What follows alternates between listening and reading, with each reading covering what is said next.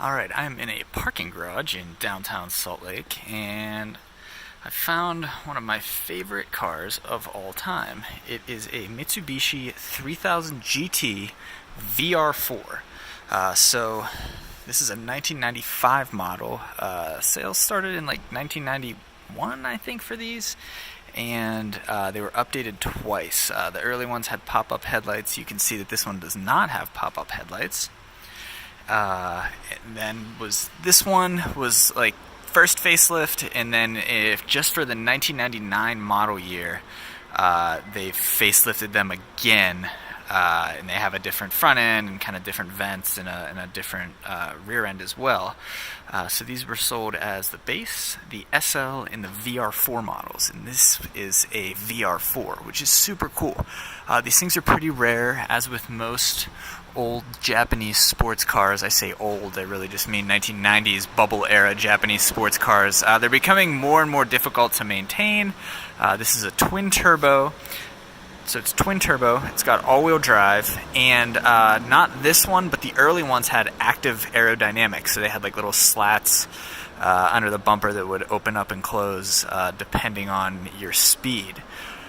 So these made, supposedly they only made 276 horsepower, I think, as per the Japanese market gentleman's agreement that the big manufacturers of Japanese sports cars would limit their vehicles to only 276 horsepower during that era. But realistically, I think these made closer to 300, maybe 320. I'm not sure, and I'm not sure if that gentleman's agreement ended at some point and they were officially listed with more than 276 ever. I'm not sure exactly, but anyway, this one's in pretty nice shape.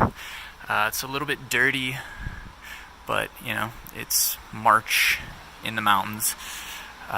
Looks pretty good along here. You got the cool twin turbo badge behind the window there. Factory wheels, which is cool.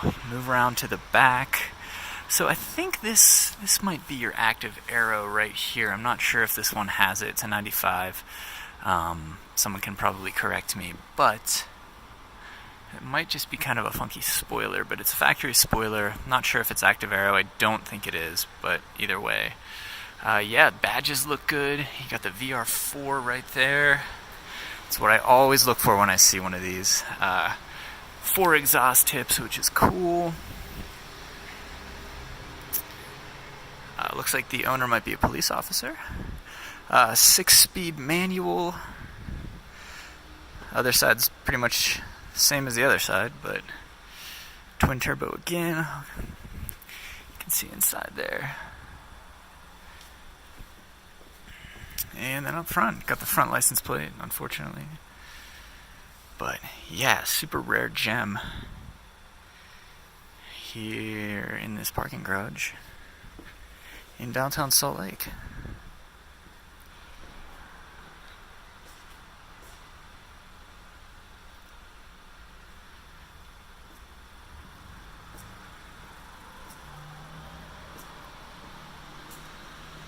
So one other thing, there was also a convertible 3000 GT sold, I think for the 1995 model year, and maybe only for the 1995 model year, but if not, somewhere close to 1995.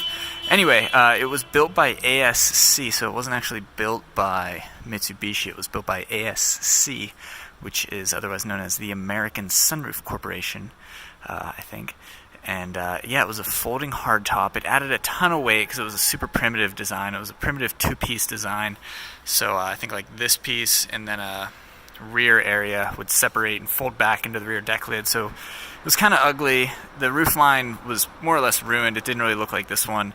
And you ran out of trunk space completely with the roof down. So, and I think they were like wildly expensive. They were like in the $50,000 range. In the mid-90s, which is, you know, like $60,000, $70,000 today. Anyway, though, that is pretty much the extent of the 3000 GT trivia that I know. And we are pushing 5 minutes on this little video here, so look at that. A 1995 Mitsubishi 3000 GT VR-4.